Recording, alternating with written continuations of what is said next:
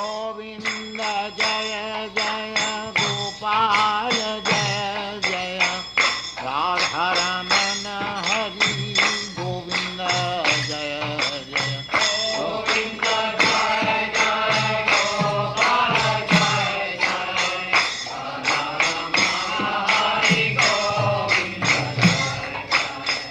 गोविंद जय जय गोपाल जय जय राधा रमण प्रसीदेत अमर्त्य वांछितम कर्तुम भगवान कारुण्यको बता रही थी।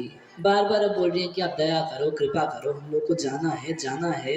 तो ये आत्मनो अर्धे अहम अभद्र चक्षुषा, आपने मुझको अपना आधा अंग स्वीकार किया है। भगवान शिव का एक नाम है अर्धनारीश्वर। इतना ज्यादा मान दिए हैं सती माता को कि उनको कहा जाता है अर्धनारीश्वर, आधी नारी आधी सती आधी शिव। यही शिव का स्वरूप है, अर्धनारीश्वर है शिव जी। इतना मान आपने मेरे को दिया, आप इसको अपनी अर्धांगिनी मानते हैं, तो एक बात मेरी मान लीजिए। और एक बात कहने का उनका अर्थ ये भी था, बोले कि उस दिन जब आप पूछे कि मैं जहर पी लूं तो मैं आपको हाँ की ना, जब मैं आपकी बात मानती हूँ तो आप मेरी बात भी मानो।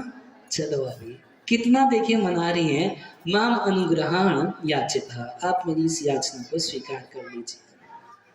अब जैसे सती माता ये सब बात बोली, एवं गिरित्रः प्रिया विभाषिता, जब शिवजी से प्रिया सती माता ये सब बात बोली तो प्रत्यबधत्त प्रहसन सुहित प्रिया, वो अपनी प्रिया की उस बात को सुन के बाहरी बाहर तो शिवजी मुस्कुराए, मगर अंदर ही अंदर शिवजी को कुछ याद आ गया। देखिए भगवान शिव भूल गए थे दक्ष के व्यवहार को, वो तो मस्त थे, रामलीला देखनी है, जब करना है, ये समाधि में है, शिव जी को कोई वो टेंशन नहीं थी। तो संस्मारितो मन विधा जो वचन चुभे थे, कुवाग जो कड़वे वचन शिव जी के हृदय को चुभ गए थे, वो उनको याद आ गए। वैसे वो भूल गए थे, मगर जब दक्ष की बात सामने आई, सती बार बार दक्ष बोलने लगी, पिता पिता बोलने लगी, जाने की बात करने लगी, तो अब शिव जी को सारी बातें याद आने लगी। यन आह को विश्वजा समक्ष, तब अपने पति से शिव जी बोले। तो थोड़ा सा अब आप लोग आधा घंटा शिव चर्चा सुनिए। शिव चर्चा क्या, जो शिव जी अपनी पत्नी सती को सुनाए, वो शिव चर्चा क्या है, थोड़ा उसको सुनेंगे। तयोदितं शोभनम एव शोभने अनाहुता अप्यभियन्ति बंधुषु। तयोदितं, तुम्हारे द्वारा जो कहा गया, शोभनम एव शोभने, तुमने जो कहा, हे शोभन, मतलब तुम बड़ी शोभायमान हो, बहुत अच्छे वचन तुमने बोले, जो बोली तुम एकदम सही बोली, फिलॉसफी तुम्हारी एकदम ठीक है, मगर थोड़ा गड़बड़। क्या कह रहे, अनाहुता अप्यभियन्ति बंधुषु, बिना इनविटेशन के भी अपने बंधुओं के यहाँ जाना चाहिए। तो यदि अनुपत्पादित दोष दृष्टि है, मगर यदि उन संबंधियों में आपके प्रति दोष दृष्टि है तो फिर नहीं जाना चाहिए। भाई हम उनके यहाँ जाएंगे तो टेढ़ी आंख से दिखेगा, भाई उधर वो बेचारा यज्ञ कर रहा है, आहुति देता होगा, तब तक मैं पहुंच जाऊंगा वहां पर, वो उसको गुस्सा आ जाएगा, उसका बेचारे का यज्ञ भी खराब हो जाएगा, है ना। इससे अच्छा तो मैं उसके सामने जाऊंगा।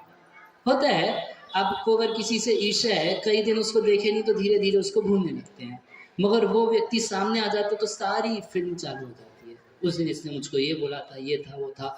तो अब आप इधर मान लीजिए भगवान का ध्यान कर रहे हैं, चिंतन कर रहे हैं, नाम जप कर रहे हैं, तब तक उसकी शक्ल सामने आ गई, तो सारा ध्यान उस पर केंद्रित हो जाता है। होता नहीं। इसलिए शास्त्र में कहा गया है कि ईर्ष्यालु व्यक्ति से थोड़ी दूरी बनानी चाहिए। आप उसके सामने जाओगे, उसका भी जहर बढ़ेगा, आपको भी दिक्कत होगी, तो थोड़ा सा डिस्टेंस बनाना भी अच्छा है। कह रहे मैं वहां पर जाऊंगा तो टेढ़ी निगाह से देखेगा, दोष दृष्टि है उसकी, तो ऐसे लोग के सामने बार बार नहीं जाना चाहिए। बहिर्यसान आत्म मध्य न मनुना, और विशेष रूप से मनुना, जिसको कुछ घमंड है, तो ऐसे लोग के पास नहीं जाना चाहिए। भाई ऐसा नहीं है कि दक्ष एक विनम्र व्यक्ति है, उसमें अंदर घमंड भी बहुत ज्यादा है, तो ऐसे दक्ष के सामने जाना ठीक नहीं है। तुम जो कह रही हो एकदम सही कह रही हो, मगर जाना उसके सामने ठीक नहीं है। तो मान लीजिए सती माता बोले कि हमारे पिताजी आपको लगता है कि अनपढ़ गवार है, अरे बड़ी विद्या अर्जित की है। और आपको क्या लगता है कि वो तपस्या नहीं करते, अकेले आप ही तपस्या करते हैं, वो भी बहुत तपस्वी हैं। भाई इतना बैठ के एक जगह यज्ञ करना ये कोई साधारण बात है, कितनी महान तपस्या करते हैं। और वित्तः धनी भी हैं, ऐसा नहीं कि धन का अभाव है। वपु वय आयु कुल, कुल भी कितना पवित्र है दक्ष का, ये तो स्वयं ब्रह्मा जी के पुत्र थे ना दक्ष, तो कुल भी बड़ा पवित्र है। तो शिव जी कहते हैं कि सुनो ध्यान से, ये 6 चीजें अच्छे व्यक्ति में तो सद्गुण का काम करती है और बुरे व्यक्ति का नाश कर देती है। कौन 6 चीजें, इधर आप लोग ध्यान से देखिए। विद्या तपो वित्त वपु वय कुलई सताम गुणेशड भीर सत्तमे तरई। जो सत्तम है, जो साधु पुरुष है, यदि वो विद्या अर्जित कर लेता है तो उस विद्या से सबका उपकार करता है ना। और असत व्यक्ति यदि विद्या उपार्जन कर लेता है तो अहंकार में सबका नाश करने पे तुल जाता है। आज देखिए यूक्रेन देश बर्बाद क्यों हुआ, क्योंकि साइंटिस्टों ने बड़ी विद्या अर्जित की, मगर विद्या अर्जित क्यों की, नाश करने के लिए। भक्त लोग विद्या अर्जित करते हैं किसके लिए, सबका हित करने के लिए। अंतर है या नहीं है, कह रहे हैं विद्या तपोवित वपु वयकुला और तपस्या। जैसे हिरण्यकशिपु तपस्या कर रहा, कितना कठोर तपस्या, इतना तपस्या कि उसका पूरा शरीर दीमक खा गया, अपने प्राणों को हड्डियों के बीच में बचा के रखा। ऐसी कठोर तपस्या किसके लिए, कि मैं जब ब्रह्मा मेरे को वरदान देगा तो ब्रह्मा को तो उसी कुर्सी से उतार दूंगा, मैं ब्रह्मा जी की पोस्ट पे जाके बैठ जाऊंगा, सृष्टि के सारे नियम बदल दूंगा, जो लोग तपस्या करते हैं सारे नरक जाएंगे, सारा नियम चेंज कर दूंगा। अरे अभी तुम मरते हो तब भी मरो, और जो लोग खूब भोग भोगते हैं उन सबको स्वर्ग भेजेंगे। एकदम सब सृष्टि के नियम बदलना चाहते हैं। और इसी तरीके से एक शिव जी का भक्त हुआ भस्मासुर करके। तो ये जो भस्मासुर था, ये सुना था कि जी रावण जो है अपना मस्तक काट काट के डाला तो उसको 10 मस्तक दे दिए शिव जी। तो एक बार की बात है, नारद जी से पूछा जी कौन सा देवता सबसे जल्दी खुश होता है। नारद जी बोले कि शिव जी, आशुतोष सबसे जल्दी प्रसन्न होते हैं और सबसे जल्दी गुस्सा भूल जाते हैं। बोला ठीक है। तो अब यज्ञ चालू किया, स्वाहा स्वाहा स्वाहा करता था, शिव जी प्रकट नहीं हो रहे। तब तक क्या किया, अपना मांस काट काट के डालने लगा। मांस काटता था, स्वाहा ओम नमः शिवाय स्वाहा नमः शिवाय स्वाहा कर करके डाल रहा है। देखा शिव जी तो भी प्रकट नहीं हो रहे। तब तक याद आया, अरे रावण गर्दन काट के डाला था, तो तुरंत अपनी गर्दन काट के डालने लगा। शिव जी तुरंत वहां अपना नंदी पे बैठ के आ गए। बोले अरे अरे अरे क्या कर रहे हो, क्या कर रहे हो, क्या कर रहे हो, मैं तो थोड़ा सा बेलपत्र गंगा जल दे दो उससे प्रसन्न हो जाता हूँ, तुम गर्दन क्यों काट रहे हो। बोला कि तुम लेट कर रहे थे ना आने में, इसलिए मेरे को धमकी दे के बुलाना पड़ा। बोले अच्छा अच्छा तुम क्या चाहते हो, वरदान मांग लो। तो तब तक उसकी नजर चली गई पार्वती माता के ऊपर। बोला ये शिव जब तक जिंदा रहेगा तब तक पार्वती तो हमको मिलेगी नहीं। तो अब इतनी तपस्या किया, भोले बाबा वरदान देने के लिए आ गए। चाहता तो कितना अच्छा वरदान मांग सकता है, जगत के कल्याण के लिए कुछ शक्ति मांग सकता, कुछ भी कर सकता है, मगर क्या वरदान मांगा, आप हमें वरदान दे दीजिए कि जिसके सर पे हम हाथ रख दे वो भस्म हो जाए। अब शिव जी तो भोले बाबा, आशुतोष प्रसन्न, तथास्तु हो गया। तो क्या करेंगे, बोले सबसे पहले तेरे ही सर पे हाथ रखूंगा। ओ तो शिव जी तो भागे।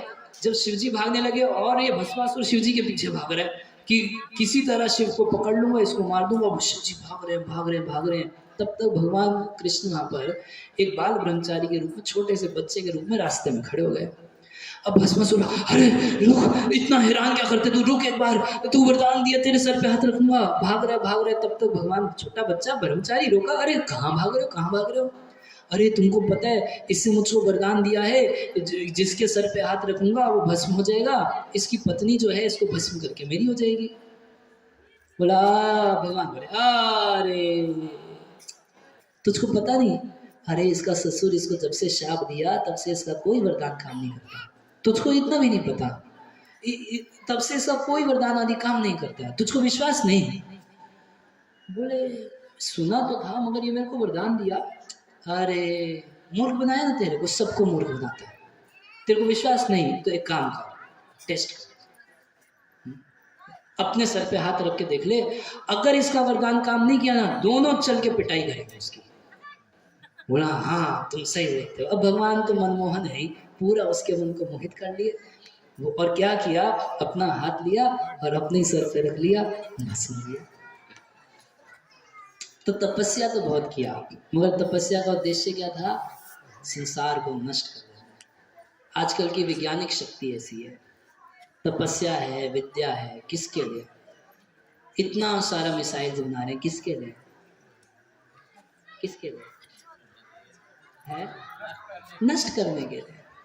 साधु संत भी कभी कुछ रखते हैं अगर, तो उससे दूसरे का उपकार करते हैं। अभी जैसे चल रहा है बागेश्वर धाम वाला, तो एक मैजिशियन है सुहानी शाह करके, तो वो ये दिखा देना चाहती है कि ये तो हम मैजिक से करके दिखा सकते हैं, ये बाबा कुछ जादूगरी करके दिखा रहे हैं। वो तो स्पष्ट बोल रहे हैं कि हमको हृदय में भगवान परमात्मा रूप में रहते हैं, वो हमको जो बताते हैं हम लिख देते हैं और वही निकलता है, मगर उसको तो परमात्मा पे विश्वास नहीं, और वो बस ये प्रूफ करने में लगी ये परमात्मा कुछ होता नहीं है। तो भैया एक सवाल है, देखो चलो एक बार को हम मान लेते हैं कि वो भी माइंड रीडिंग कर रहे हैं, तुम भी माइंड रीडिंग कर रहे हो, तुम्हारे माइंड रीडिंग से तुमने किसका उपकार किया, ये बताओ। तुमने किसी का उपकार, तुम तो एंटरटेनमेंट करके अपना नाम रोशन कर रही हो केवल, मगर वो व्यक्ति तो कितने लोगों का हित कर रहे हैं ना। अगर मान लीजिए ये भगवान ने उनको बताया, एक कला ही है, एक बार को ये भी मान लीजिए, तो भी उस कला के माध्यम से करोड़ों करोड़ों लोगों का हित करने वाला ज्यादा श्रेष्ठ है या वो मनोरंजन करने वाली सुहानी श्रेष्ठ है, बताइए। तो यही चीज यहाँ भगवान शिव कह रहे हैं, विद्या तपो वित वपूर्वय कुलई सताम गुणेश्वर भी असत्य में तरे। जो सत्पुरुष है उसके अंदर ये 6 चीजें हो जाएं, अगर बहुत विद्या हो दूसरे के उपकार के लिए यूज करेगा, तपस्या करेगा दूसरे का उपकार करेगा, अगर उस पर धन संपत्ति आ जाएगी तो उससे दूसरे का उपकार करेगा, उसका गुण बढ़ा देगा। अगर यंग व्यक्ति है भगवान का भजन करेगा, प्रचार करेगा, भाई बूढ़ा व्यक्ति उतना नहीं कर पाता, वह भी काम की है, जवानी भी कितने काम की है, तो जवान लोग आज भगवान की भक्ति कर रहे हैं, उसका प्रचार कर रहे हैं, इससे दूसरे का उपकार कर रहे हैं। और कुलई, ऊंचे कुल में अगर जन्म हो जाए, ब्राह्मण गोस्वामी आदि हो जाए, अगर सत्पुरुष है तो गुण हो जाएगा, अगर असत पुरुष है तो वही अहंकार उसको ले डूबेगा। ये शिव जी का कहना है। स्मृतो हताया मृतमान दुदृशः स्तब्धा न पश्यन्ति ही धाम भूयसाम। जो उसकी स्तब्धता बढ़ती रहेगी, उसका अहंकार बढ़ता रहेगा। नेता दृशानाम स्वजन विवेक्षया गृहान प्रतियादन अवस्थितात्मनाम। पर इस तरीके से शिव जी सती माता को कह रहे हैं कि ऐसे जो स्वजन होते हैं उनके घर पे नहीं जाना चाहिए, जिसके घर जाने से वो व्यक्ति डिस्टर्ब हो जाए। आपको देखते ये अभ्यगिताम वक्र ध्यान भी चक्षते। यहाँ देखिए, थोड़ा श्लोक देखते हुए चलिएगा भागवत का। कह रहे हैं जो अभ्यागत जो आ गया है, जो घर में आए, गेस्ट जो आए हैं, देखिए हमारी वैदिक संस्कृति ऐसी है कि अगर आपके घर में आपका शत्रु भी आ गया, आपका मेहमान है, तो अब शत्रुता भूल के उसकी खातिरदारी की जाती है। ये हम लोग का कल्चर है। विदेशी कल्चर जो हो हमें नहीं लेना देना, मगर हम लोग का कल्चर ये है कि अगर अपना शत्रु, अपना खास शत्रु भी अपने घर आ गया, अगर मेहमान की तरह से आया है, तो हम उसका खातिरदारी करते हैं। वह कह रहे हैं कि ऐसे रिश्तेदार जो गेस्ट के आने पर वक्र दिया, टेढ़ी निगाह से देखते हैं, तो ऐसे लोग के घर नहीं जाना चाहिए, चाहे इनविटेशन हो चाहे इनविटेशन नहीं हो। मगर शिव जी का कहना है कि तुम्हारा बाप जो है, तुम्हारा पिता जो है, वो मेरे को देखते ही आपको पूरा हो जाएगा, तो जाना चाहिए, जाना चाहिए शिव जी को, है नहीं जाना चाहिए। वक्र धिया भी चक्षते, वक्र धिया टेढ़ी बुद्धि से देखेगा। भागवत के 5वें स्कंद में लिखा है कि अगर किसी के घर पे मेहमान आते हैं और वो व्यक्ति अपने घर आए हुए मेहमान को टेढ़ी निगाहों से देखता है, तो एक नरक है जहाँ उसको यातना मिलती है और कौवे उसकी आंख को नोचते हैं। तो ऐसे तो गंदी निगाहों से देखा था ना अपने घर में आए हुए मेहमान को, तो कौवे उसकी आंख को नोचते हैं उस नरक में। तो शिव जी कह रहे हैं कि ऐसे लोग के यहाँ नहीं जाना चाहिए। अगर सती माता बोलते हैं कि थोड़ा सा सहन कर सकते हैं या नहीं कर सकते? वो हमारे पिता हैं, हम उनके बच्चे हैं, हर व्यक्ति अपने माता पिता को सहन करता ही है ना। बच्चों का कर्तव्य है, थोड़ा सा माता पिता बूढ़े हो जाते हैं, उनकी याददाश्त कमज़ोर होने लगती है, उनका व्यवहार वो होता है, बूढ़ा होते होते आदमी पक जाता है, वो पक जाता है, वो एक तरीके का हो जाता है। अब आप उसको ज़्यादा चेंज नहीं कर सकते, वो वैसा ही हो जाता है। तो साधारणतः वो सती माता बोली कि सब बच्चे अपने माता पिता को थोड़ा टॉलरेट करते हैं, तो थोड़ा हमको भी करना चाहिए। बोले देखो ऐसा है कि यदि कोई शरीर पे बाण मार दे तो फिर भी शेते आज तो अंग हृदय न दुईता, कह रहे हैं कि फिर भी कभी कभी नींद आ जाएगी। आपको मान लीजिए बहुत चोट लग जाए, तो चोट लग जाती है, बहुत मांस छिल गया, खून निकल गया, तो पट्टी वट्टी बांध के भी कभी कभी नींद नहीं आती, मगर फिर भी थोड़ी देर होने पर नींद आ जाती है। मैं कह रहे हैं कि यदि स्वानाम यथा वक्र ध्यान दुरुक्त भी, अगर कोई अपना व्यक्ति कुछ कड़वे वचन बोल दे तो रात की नींद उड़ जाती है। अब रात भर वही मन में चलता रहता है। तो जानती हो क्या होगा, तुम जाओगी अपने पिता के घर, वो तुमको कोई ऐसी बात बोलेगा कि तुमको मानना पड़ेगा, तो वहाँ जाना ठीक नहीं है। तो तरह तरह से शिव जी समझा रहे हैं, मगर सती माता का भी कुछ ना कुछ तर्क है। तो एक सवाल वो पूछी कि मेरे पिताजी आपसे द्वेष क्यों करेंगे? भाई आप तो फक्कड़ भावा हो, आप ना घर बनाए हो ना कुछ किए, मेरे पिताजी के मन में आपके लिए क्यों द्वेष होगा? तो शिव जी एक बहुत सुंदर सिद्धांत बोल रहे हैं, पापच्य मानेन हृदातुरेन्द्रिया समृद्धि विपुरुष बुद्धि साक्षिणाम अकल्प एषां धीरोड़ मंजसा परम पदम द्वेष्टि यथा सुरा हरिम। कह रहे जैसे असुर भगवान हरि से द्वेष करते हैं, बिल्कुल वैसे ही पापच्य मानव हृदयातुरेन्द्रिय, कुछ लोग ऐसे हैं जो हमेशा जलते रहते हैं। किससे जलते रहते हैं? समृद्धि भी पुरुष बुद्धि साक्षिणे, जिन लोगों का मन भगवान में लगा है, पुरुष बुद्धि जिसकी है, जिसका मन परम पुरुष भगवान श्री कृष्ण भगवान राम के चरणों में लगा है, ऐसे आध्यात्मिक लोगों की समृद्धि से कुछ लोगों को हमेशा जलन होती रहती है। वो कुछ उनका चना फ्राई होता रहता है, उनके भेजे का फ्राई होता रहता है, शरीर जलता रहता है। कह रहे पापच्य मानन हृदय, हृदय जलता रहता है, आतुर इंद्रियां, और इंद्रियां हमेशा आतुर रहती हैं, इनको किसी तरह निंदा कर दो, इनको गाली दे दो, इनका यश खत्म करो। समृद्धि भी ये देख के कि ये आजकल इतने बाबा लोगों की समृद्धि क्यों हो रही है, ये जला। इन लोगों को तो चुप रहना चाहिए, इन लोगों को क्यों बोलना चाहिए, इन लोगों को दबाओ, क्योंकि जब सनातनी बोलेंगे, जब भगवान के भक्त बोलेंगे, लोगों का अज्ञान चला जाएगा, वो ठीक नहीं है। उनकी समृद्धि से चिढ़ होती है। अच्छा, उस समृद्धि से क्यों चिढ़ होती है?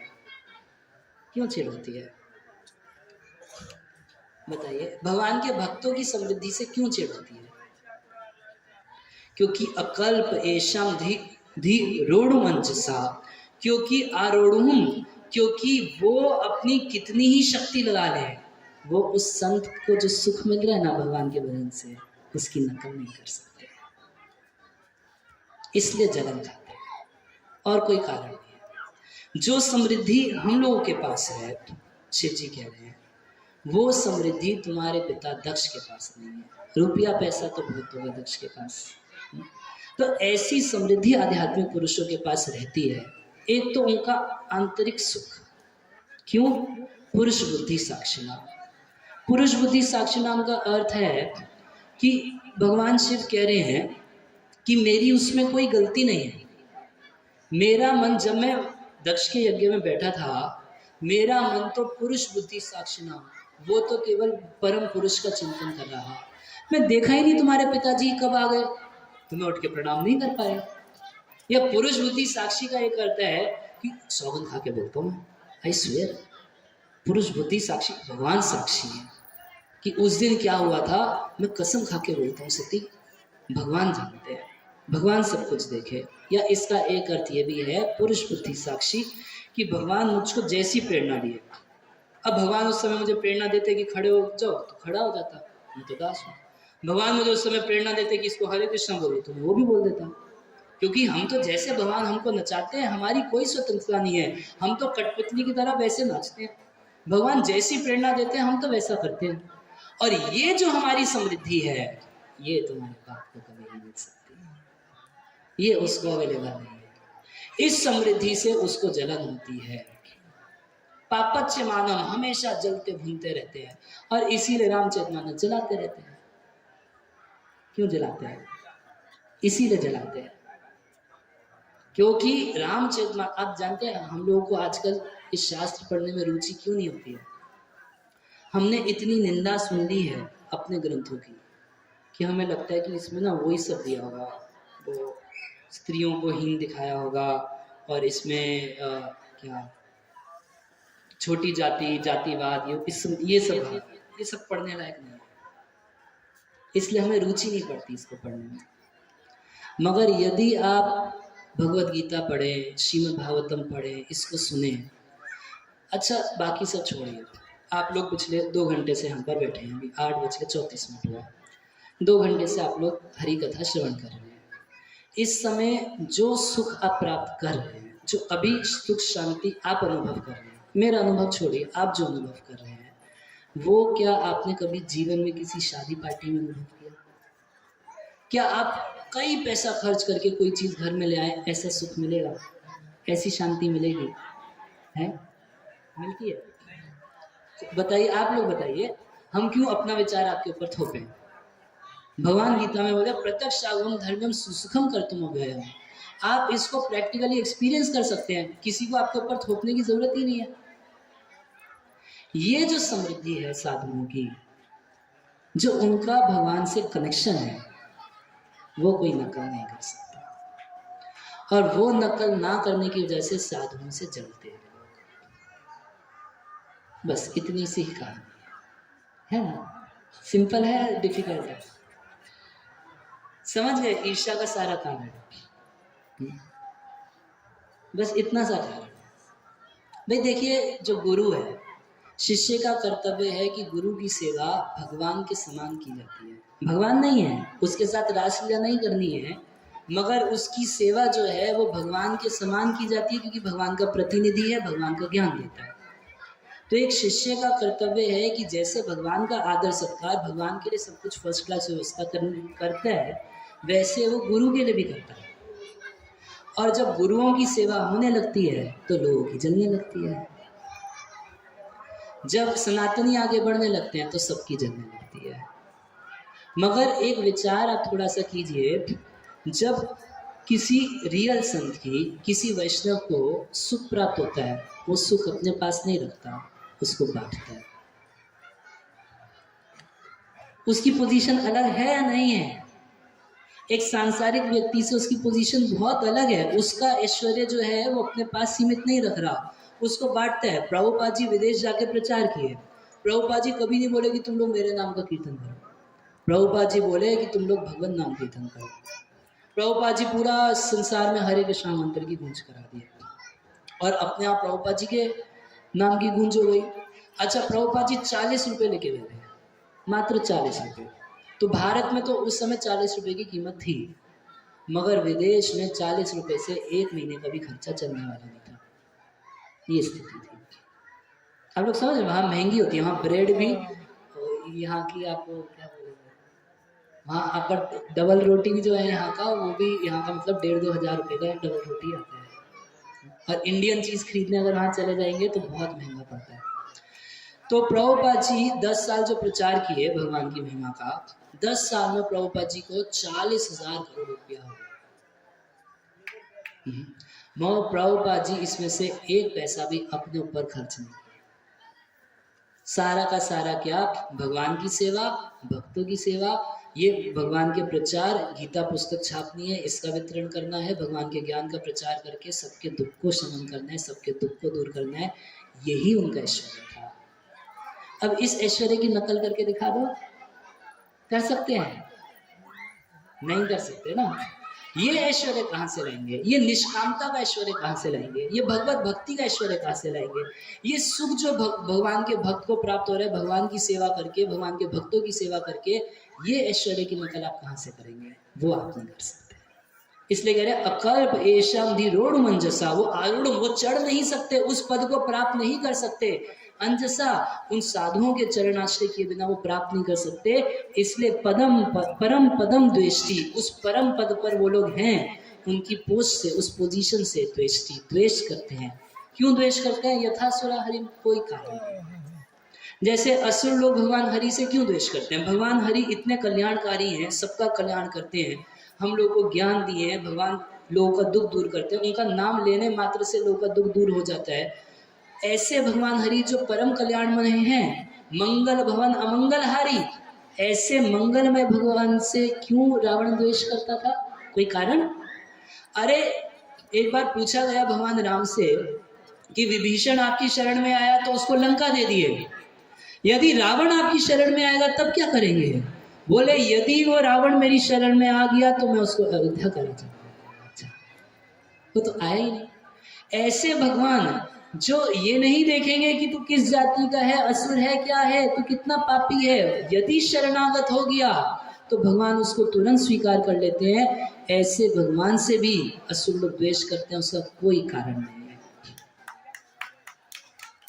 कोई कारण नहीं उसका। बिल्कुल वैसे ही संत पुरुषों के ऐश्वर्य से लोग जलते रहते हैं। तो एक बार ये श्लोक आप लोग ध्यान से देखिए, यदि हो सके तो पीछे बोलिए। पापच्यमानेन हृदातुरेन्द्रिया, स्क्रीन समृद्धि भी पुरुष बुद्धि साक्षिणा, समृद्ध बुद्धि पुरुष बुद्धि साक्षिणा, अकल्प एषां धिरोढ़ मंजसा, अकल्प एषां धिरोढ़ मंजसा, परम पदम दृष्टि यथा सुरा हरिम, परम पदम दृष्टि यथा सुरा हरिम। अब आज का हम अंतिम एक श्लोक और लेंगे, उसमें शिव जी कह रहे हैं प्रत्युद्गम प्रशरणाभिवादनम, प्रत्युद्गमा प्रशरणाभिवादनम, विधीयते साधु मिथा सुमध्यमे, विधीयते साधु मिथा सुमध्यमे, प्राज्ञै परस्मै पुरुषाय चेतसा, प्राज्ञै परस्मै पुरुषाय चेतसा, गुहाशयायैव न देहमानिने, गुहाशाय वै न देहमानिने।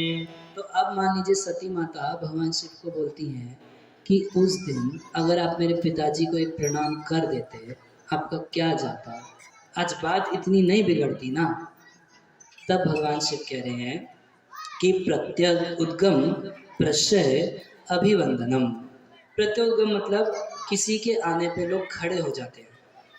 जैसे स्कूल में कोई टीचर आता है, प्रिंसिपल आता है, प्रिंसिपल के आने पर टीचर खड़े हो जाते हैं, टीचर के आने पर स्टूडेंट्स खड़े हो जाते हैं, होता है नहीं होता है, सम्मान के लिए। अब हॉस्पिटलों में जाओगे तो सीनियर डॉक्टर के आने पर जूनियर डॉक्टर खड़े हो जाते हैं।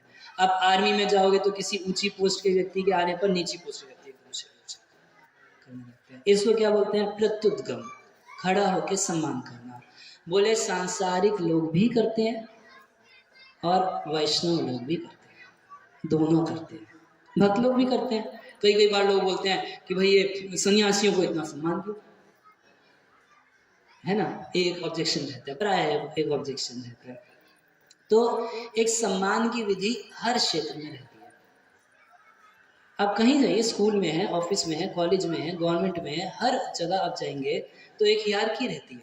ये व्यक्ति, इसका ऐसा सम्मान होना चाहिए, व्यक्ति ऐसा सम्मान होना चाहिए। भाई प्रसाद खिला रहे हैं तो पहले ब्रह्मचारी सन्यासी को खिलाया जाता है, फिर स्त्री बच्चों को खिलाया जाता है, फिर ब्राह्मणों को खिलाया जाएगा, फिर बच्चों को, पुरुष अन्य लोग, एक एक सिस्टम रहता है हर जगह।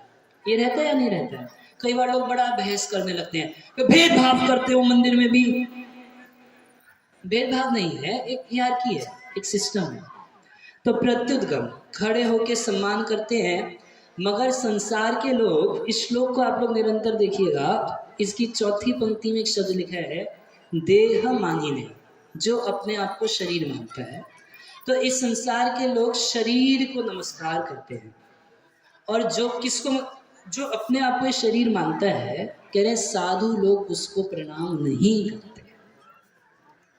ये नियम है। जो जिसके अंदर ये भावना, मैं शरीर हूँ, मैं काला हूँ, गोरा हूँ, भारतीय हूँ, बिहारी हूँ, ये हूँ, वो हूँ, जो कुछ भी है, जो अपने आप को ये शरीर मानता है, साधु लोग उसको प्रणाम नहीं करते। उसको प्रणाम करने से केवल उसका अहंकार बढ़ता है। मगर साधु लोग जो आपस में एक दूसरे के साथ व्यवहार करते हैं, वो व्यक्ति को अहंकार को नाश करते हैं। जब साधु के आने पर कोई व्यक्ति खड़ा होता है तो इतना सम्मान करने से उसका भी अहंकार चला जाता है। अब बोलेंगे भाई साधु का तो अहंकार बढ़ेगा, उसको आने पर अगर सब लोग खड़े हो जाएंगे, तो कह रहे हैं विधीयते साधु मिथा सुमध्य में प्राज्ञ परस्मय पुरुषाय चेतसा। साधु जो कुछ व्यवहार करते हैं, भगवान के भक्त जो कुछ व्यवहार करते हैं, तो परस्मय पुरुषाय, परम पुरुष भगवान के नाते करते हैं। वो क्या सोचते हैं? वो सोचते हैं कि ये मेरा सम्मान नहीं कर रहा, वो इस चमड़े के शरीर का सम्मान नहीं कर रहा, मैं क्योंकि भगवान से संबंधित हूँ, ये भगवान का सम्मान कर रहा है। तो जो सम्मान उसने साधु को अर्पण किया, वो साधु भगवान को अर्पण कर देता है। इस प्रकार से उस व्यक्ति का जो व्यवहार है, साधारण व्यवहार, खड़ा हो जाना, वो सीधे भगवान का सम्मान हो जाता है। प्रत्युद्गम और प्रशय, प्रशय यानी स्वागत करना। तो इस संसार में भी लोग एक दूसरे का स्वागत करते हैं, हम स्वयं सो नेता का स्वागत करते हैं, हम इसका स्वागत करते हैं, वो स्वागत करते हैं। तो देह मानिना, जो व्यक्ति अपने आप को देह मानता है, वो और फूल जाता है। उसको बोला कि आप यहाँ का जो भी है, ये स्वयं सो आप मंत्री हैं, आप किसान मंत्री हैं, तो माइक लिया, अनाउंस किया, आज हमारा बहुत बड़ा सौभाग्य है कि हमारे बीच आए हैं आपके जिला के, और उसका एकदम सीना, क्यों? देह मानना।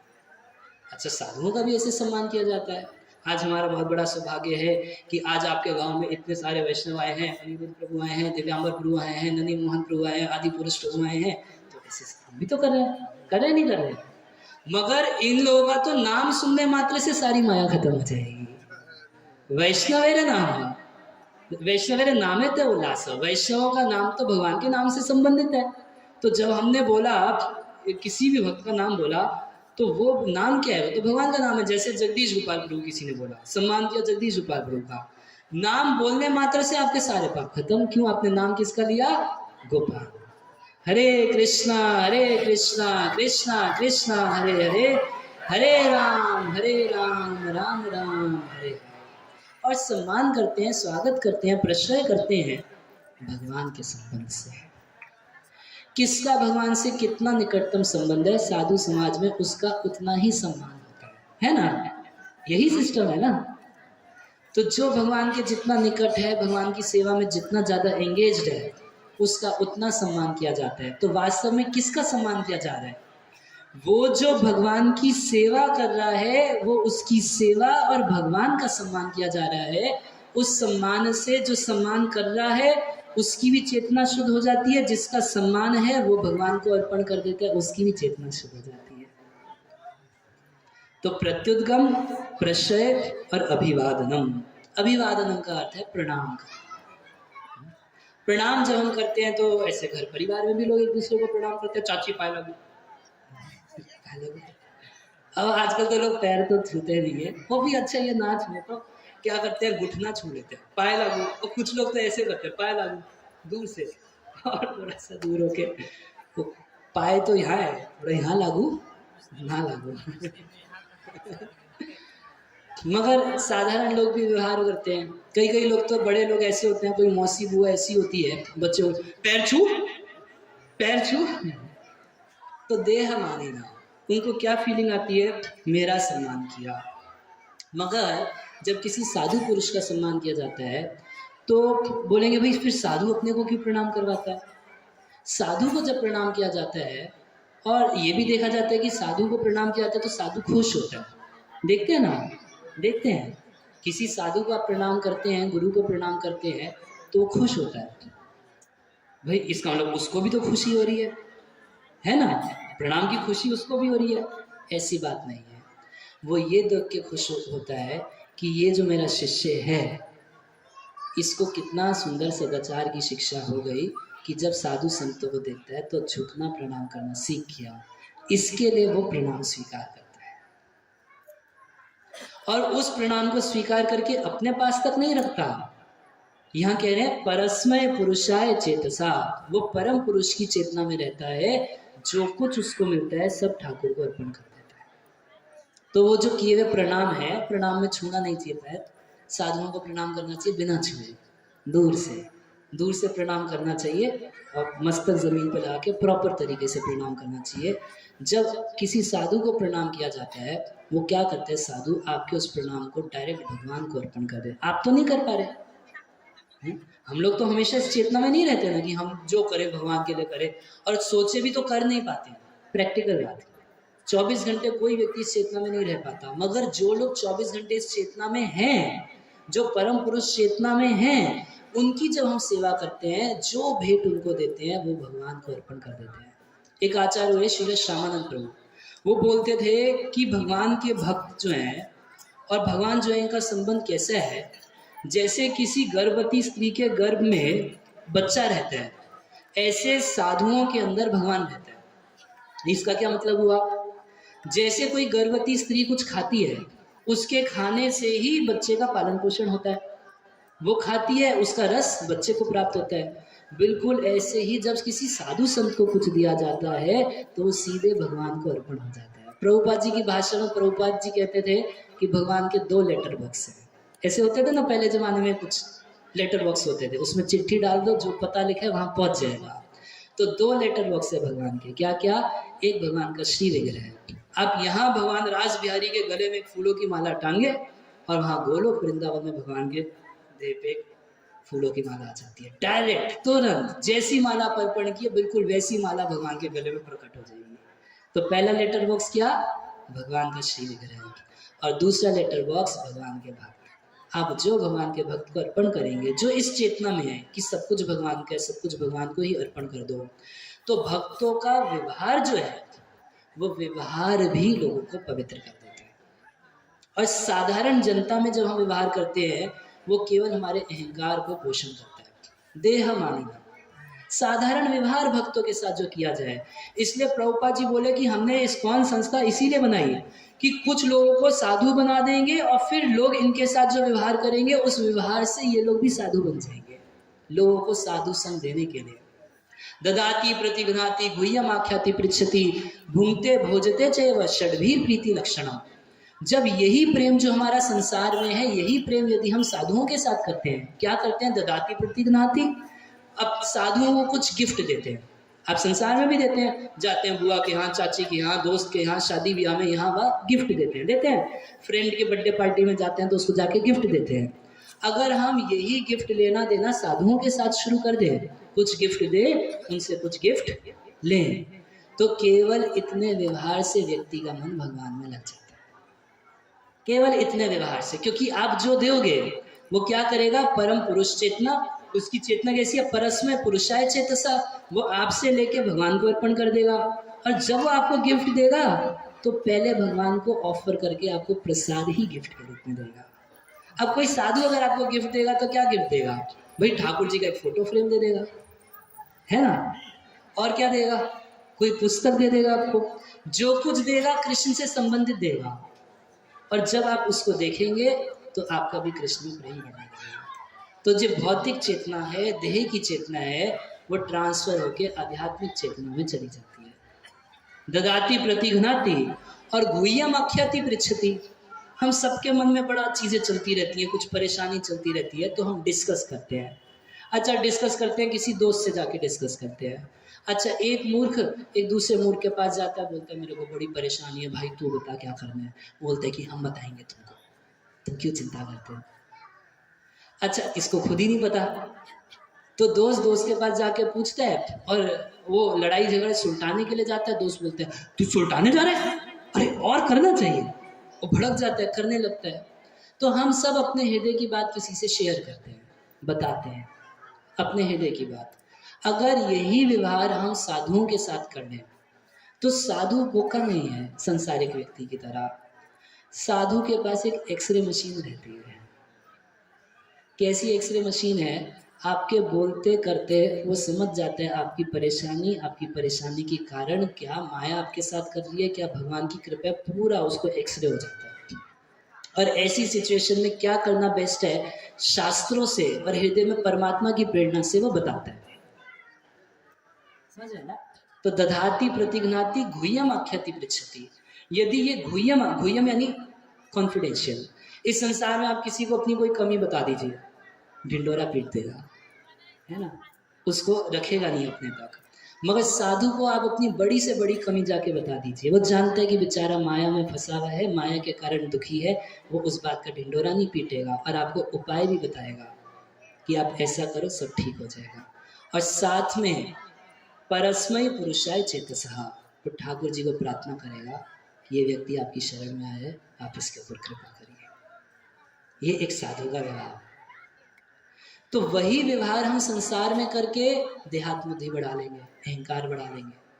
वही व्यवहार यदि साधु के साथ किया जाए, भक्तों के साथ किया जाए, उठना बैठना खाना पीना चतुर्विधा श्री भगवत प्रसादा स्वादन तृप्ता हरिभक्त संगा कृते तृप्ति भजता सदैवा वंदे गुरु श्री चरणारविंदा। यदि हम भक्तों के साथ बैठ के प्रसाद भी पाते हैं, आप कुछ नहीं कीजिए, मंदिर आ जाइए, जब प्रसाद हो भक्तों के साथ बैठ के प्रसाद पाइए, वो प्रसाद भक्तों के साथ पाने मात्र से भगवान आपकी सेवा से संतुष्ट हो जाते हैं। हरे कृष्णा कृष्णा कृष्णा हरे हरे, हरे राम राम राम हरे हरे। तो सांसारिक व्यवहार जो है उसका संबंध भगवान से नहीं है और वो हमारे अहंकार का पोषण करता है। इसलिए प्राज्ञ जो जानकार लोग हैं, बुद्धिमान हैं, वो हर व्यवहार भगवान के नाते करते हैं।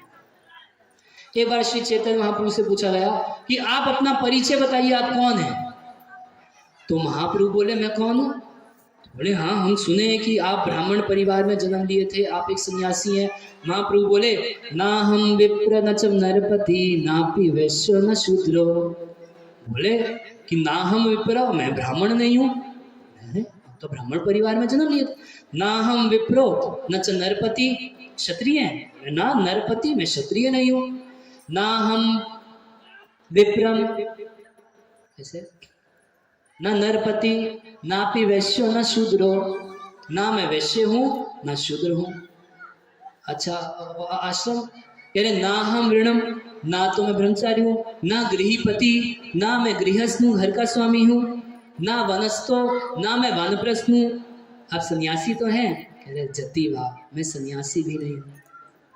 बोले ये सब उपाधि तो शरीर की है भाई, ब्राह्मण क्षत्रिय वैश्य शूद्र ब्रह्मचारी गृहस्थ वानप्रस्थ सन्यास, ये सब शरीर की उपाधियां हैं, इनमें से कुछ भी मैं नहीं हूँ। भाई फिर आप हैं क्या?